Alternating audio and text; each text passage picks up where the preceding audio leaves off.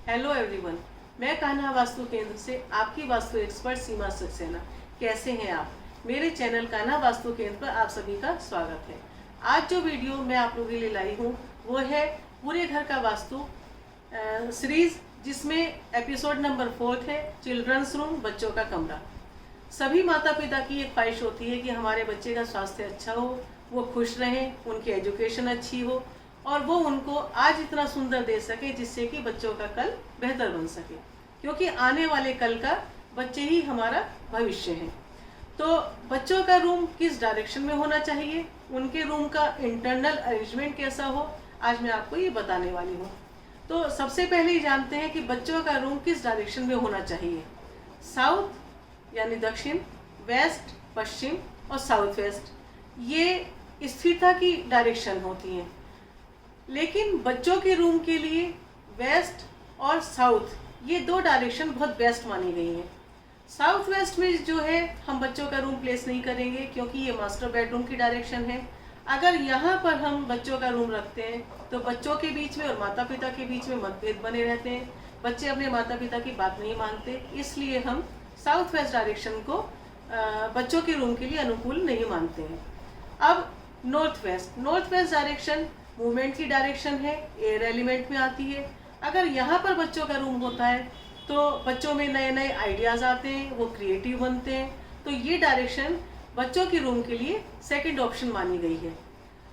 North, east और south east, ये बच्चों के रूम के लिए सो डायरेक्शन है। तो बच्चों के जो रूम में अगर साउथ ईस्ट डायरेक्शन में हम बच्चों का रूम रखते हैं, ये अग्निकोण में आती है। यहाँ पर बच्चे थोड़े चिड़चिड़े हो सकते हैं, उनको हेल्थ इश्यूज हो सकते हैं, लेकिन इसके लिए हम कुछ उपाय हैं जिनको करके हम इन वास्तु दोषों को दूर कर सकते हैं।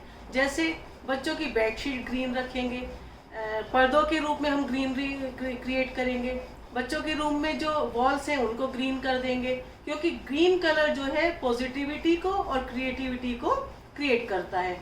और प्लांटेशन करके भी हम बच्चों के रूम में इस वास्तु दोष को दूर कर सकते हैं। इसलिए साउथ ईस्ट में भी हम बच्चों के रूम को रख सकते हैं। अब बच्चों के रूम में उनका बेड, उनकी स्टडी टेबल, उनकी अलमीरा किस किस डायरेक्शन में हो, तो ये चलिए जानते हैं। बच्चों का जो बेड होगा वो हम इस तरीके से प्लेस करेंगे कि बच्चों का सर साउथ में या ईस्ट में बच्चों का सर होना चाहिए सोते हुए। और बच्चों की जो अलमीरा है उसको हम इस तरीके से रखेंगे, साउथ वेस्ट या वेस्ट डायरेक्शन की वॉल के साथ हम अलमीरा को बच्चों की रखेंगे। और बच्चों की जो स्टडी टेबल है हम उसको इस तरीके से प्लेस करते हैं कि जिस समय बच्चे पढ़ रहे होते हैं तो उनका मुंह ईस्ट को या नॉर्थ ईस्ट को फेस करे। तो बच्चों के रूम में बच्चों के रूम को हम अच्छे तरह से, उनका ओपन रूम होना चाहिए, वेंटिलेटेड होना चाहिए, इन चीज़ों का हम ध्यान रखेंगे। और क्लटर फ्री होना चाहिए और बच्चों का रूम क्लीन एंड ऑर्गेनाइज होना चाहिए। तो इन चीज़ों का अगर हम बच्चों के रूम में ध्यान रखते हैं तो बहुत सारी चीज़ें ऐसी हैं जो बच्चे उसका बेनिफिट ले सकते हैं। और बच्चों के रूम में हम टीवी को प्लेस नहीं करेंगे। अब बहुत सारे माता पिता का प्रश्न ये होगा जो महानगरों में रहते हैं, जिनके पास इतना स्पेस नहीं है कि उनके घर में अलग अलग लोगों को अलग अलग कमरे दिए जा सकें, तो उनका ये कहना होगा कि हमारे पास तो रूम ही एक है।